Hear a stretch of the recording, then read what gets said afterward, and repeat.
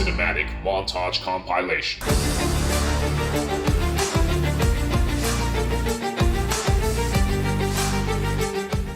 What's up, everybody? I'm extremely excited to share my PC build with you today. This is a build that I've wanted to do for a long time. It's been in the making for a while. I haven't had the free time to put it all together, but we are finally here. I've designed this build from the ground up, all of my parts, all of my colors, all of my configurations, and let's get into it. Just before we do, a moment of gratitude. In the past, I didn't have knowledge to put something like this together, and I'd always see people online building fantastic custom gaming rigs. Now it's my turn, so I'm very grateful to be in this position, and I hope you enjoy the following build. Let's start out with our motherboard. I've gone for an Asus B550A, the reason being is because I wanted the white color scheme. It's not actually as white as I wanted it to be, but it will do. AM4 socket. Great power delivery, great cooling on the power delivery. Good enough for my needs.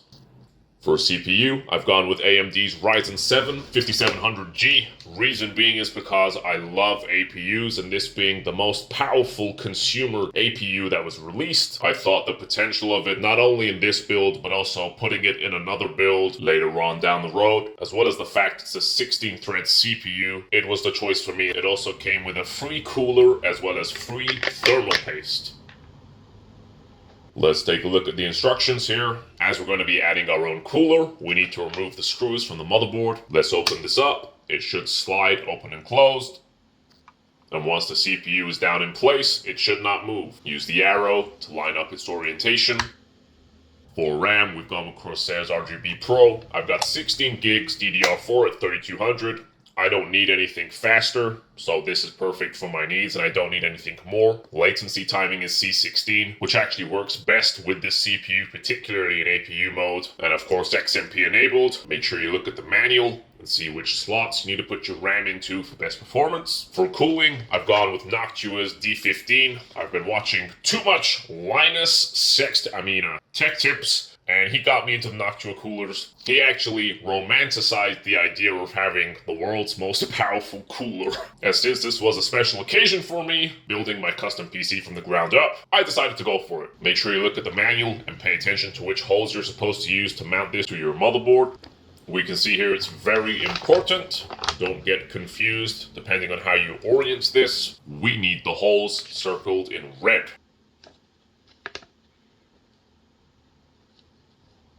It's also important you use the right mounting bars. I was going to use the white ones for my all-white build. I wasn't going to follow the instructions, but it turns out the gray ones are actually shorter, so that's what I'll be using. Fortunately for Noctua, I'll let this one pass. Not that anyone can see under the cooler, of course. I'm using Noctua's included thermal paste. Its performance is adequate and is one of the better performing ones out there. I prefer using more rather than less. I want to get a good thick spread, and the amount that I've used will not impact thermal performance. Actually, it will enhance it. I made sure to get the edges to also ensure we get a thick spread on the edges of the CPU. As this is a special occasion for me, I've decided to go with Noctua's heatsink covers, also in white. When heatsink covers first became more mainstream, I thought this was a fantastic, wonderful, lovely, beautiful idea. I think it does impact cooling by about a degree or two, so perhaps within margin of error, but I wanted to have it because I was designing this PC. It mounts onto your CPU cooler, first with clips, and then it uses magnets to hold in the metal. I like to take a good look around, see what I'm doing, see what's going on as I install things. I wasn't sure in the instructions if it's demonstrating one fin or two, but I use 2 to 3 fins to make sure I can keep it clipped in place solidly. Noctua is getting free advertising from me right now, but I'm warning you, Noctua, this will not last.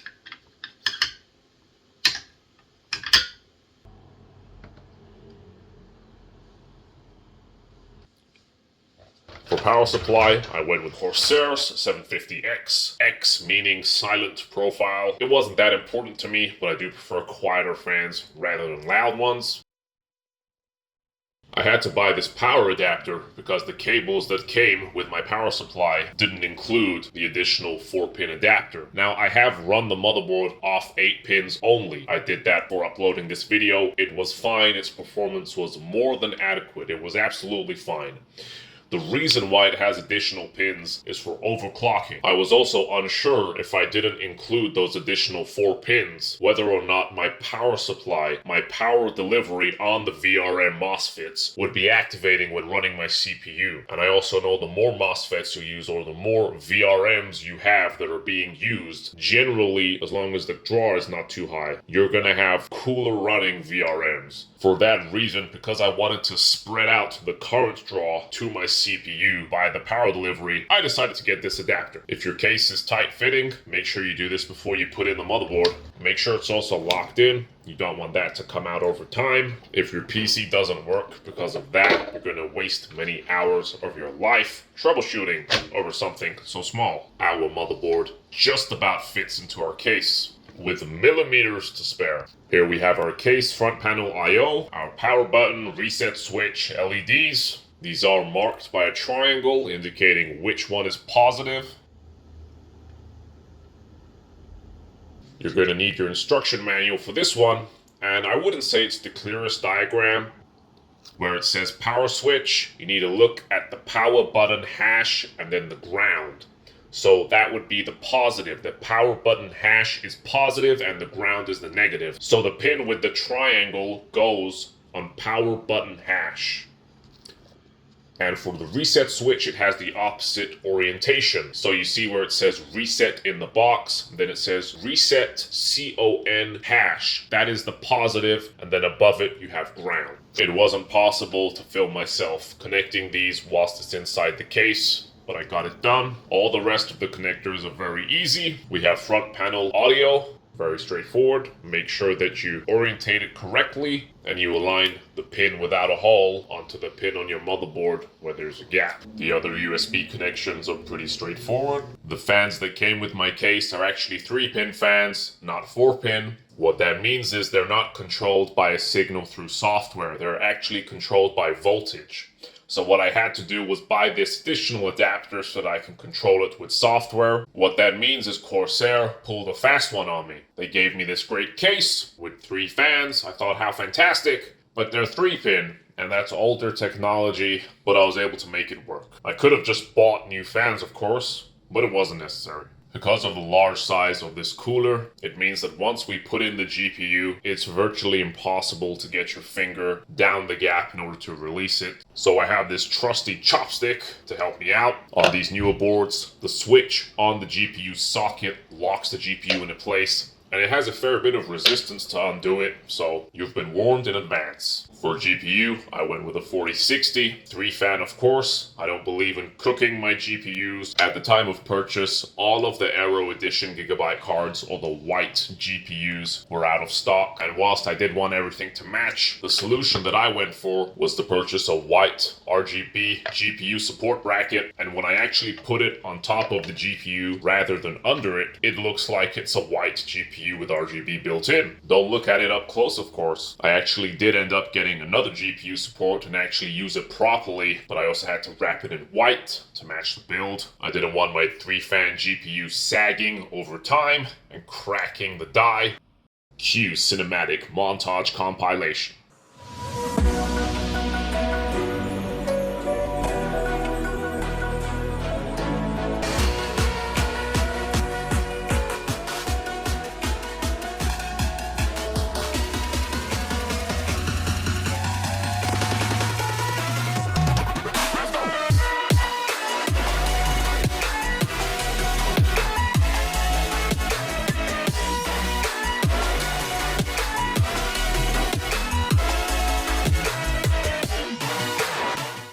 Here's a system powering on for the first time in the all-white light profile. After testing, I did actually take that extra fan from the NH-D15 and I put it up top in order to cool down the RAM by 6 degrees, as well as help with the airflow around the CPU cooler. And then I ended up moving the RGB fan that came with the case lower down so it can better push in air towards the GPU.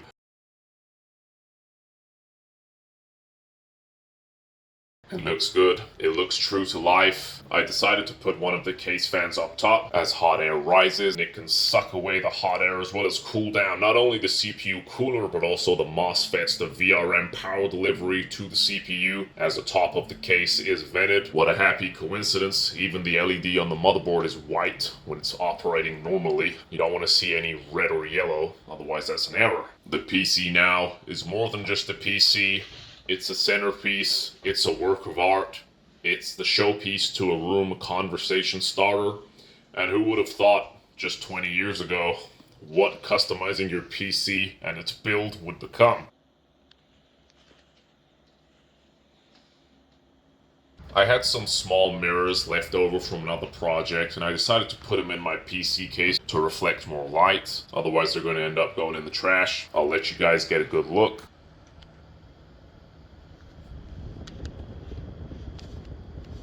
Corsair did a really good job of being dishonest in their advertising. They actually hid the fact that this case has a hole at the front near the bottom, and whilst it would be a good thing if we were running actual hard drives spinning disks, which we're not, it also leaves a hole at the bottom that you can't fill up, so I decided again to put in a mirror to reflect more light and cover up that annoying hole. It looked out of place. To me, this looks 10 times better than the gap. And if I'm just the guy that could come up with this on the fly, why couldn't Corsair provide a similar solution?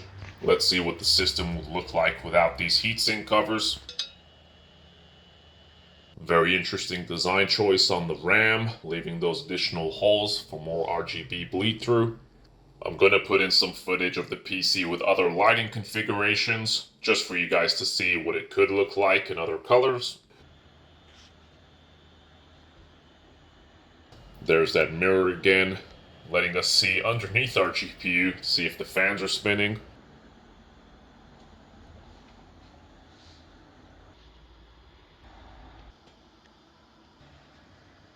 The PC fans actually work as rhythm lights too. Whilst neat, I won't be having it in that mode. It's not a DJing PC, and somewhat distracting. I prefer those features in pimped out rides. Speaking of which, let me show you what else I get up to.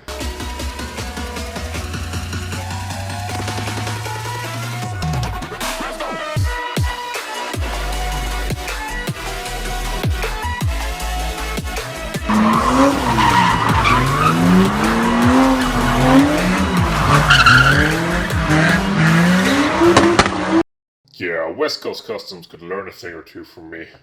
When I first saw the idea of putting a mascot or an action figure or a figurine inside a PC about a decade or so ago, I thought, what a lovely idea. How fantastic. I won't be keeping one inside my PC this time, but here's some footage of some different mascots. Cue cinematic montage compilation.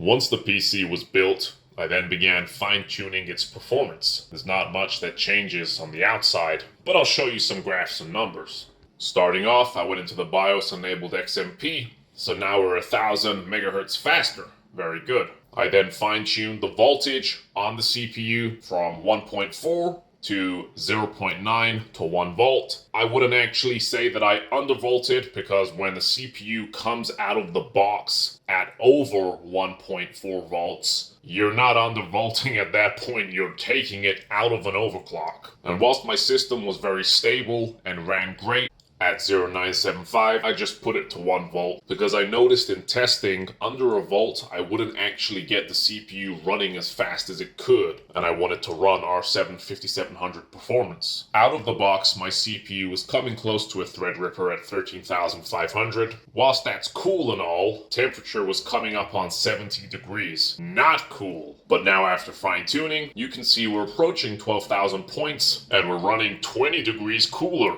What a fantastic win. You can see above it, I did run another test. That one was over 12,000, but I fine-tuned and I got the temperature that I wanted. If I wanted to approach the performance of the Threadripper above it, then I could have overclocked. I could have done more fine-tuning, but it's not necessary for my needs. And as I mentioned earlier, I don't believe in cooking my computer parts. The final result, even when running Cinebench for an extended period of time, I never ran hotter than 50 degrees, which is great. Fantastic. On the GPU side, I ended up undervolting my card by 155 points. I did actually undervolt it initially by 300 and then 200, but I noticed when running my GPU under Heaven benchmark, essentially a power virus, as well as when running the more demanding titles and screen recording and RTX, it did crash occasionally. So for that reason, I stuck with my 155. I know it's well within range, and could I edge it out towards 180, 190? I could, but 155 gives me enough cooling, enough stability, and enough performance. My GPU still gets up to 60 degrees, but that's much better than before. It was coming up on 70. So even when running at 100% over an extended period of time, my GPU is not going to go over 60 to maybe 63, 64 degrees. And what I actually ended up doing was I added an 80mm fan at the back where the additional or extra PCIe covers were. I removed those, I put in the fan, and that's going to push in air towards the GPU and help with the overall cooling. Not only to the GPU, but also the power supply. Although I have to say, I have never heard the fan come on in the power supply even once. And just for fun, I ran Cinebench on my old PC, the PC that I'll be upgrading from, and you can see the score here, 2,700. And this is actually a mildly overclocked CPU. It's a fantastic upgrade. In fact, I would go as far as saying it's an overwhelming upgrade, because when you add up the numbers, my new CPU is 5 times more powerful than my last one. And the same goes for the GPU. I came from a 1050 Ti, and now I have a 1050 built into my CPU as it's an APU. I'm able to run anything, even things that aren't optimized or developmental programs that are very heavy. I can run them all. But it didn't translate into everyday performance the way I thought it would. For example, when video editing, if my project gets up to 20-30 minutes, and it's a 1080p project, it's not even a 4K project, the computer still stutters, I still have to wait 3 to 5 seconds for something to load in. I didn't think that would happen on this hardware. Yes, I have already configured everything to make sure it's running properly. I guess I had an unrealistic expectation, which would be that modern hardware won't have any slowdowns whatsoever. But it does. It's just able to do what older hardware could also do, but it's able to do it easier. It's nice to have hardware that won't crash when you're trying to open a program, and I would fully recommend making your own build when it comes to a new PC. I will be making other videos going forward comparing this PC to pre-built systems and why my system, any custom built system that you've put together with beginner or average level knowledge is going to outperform a pre-built system. It will perform better and it will be cheaper. On top of that, depending on the parts that you choose, usually you can change out parts. You can fix certain things. I've actually put a link below to a video of my old PC and what happens when I put the new 4060 inside of it. You may also notice a brand new power supply in that old PC, and I guess that's a demonstration on repairability as well as longevity. With a lot of these pre-built systems, they're going to come with power supplies that aren't even ATX. It's something weird, something OEM weird, and they all do it. The motherboard, OEM mount. Cooler, OEM mount. It's just ridiculous. The case, OEM mount. But it doesn't matter what the future holds. I can always put a PC in this PC case. The way I've configured this PC, the way I've set it up, I believe I've set it up to last the test of time. It's actually been years I've wanted to put together a custom system. And now it's done. I hope you enjoyed the build. I hope you learned something. That's all for this one. See you next time. Cue cinematic montage compilation.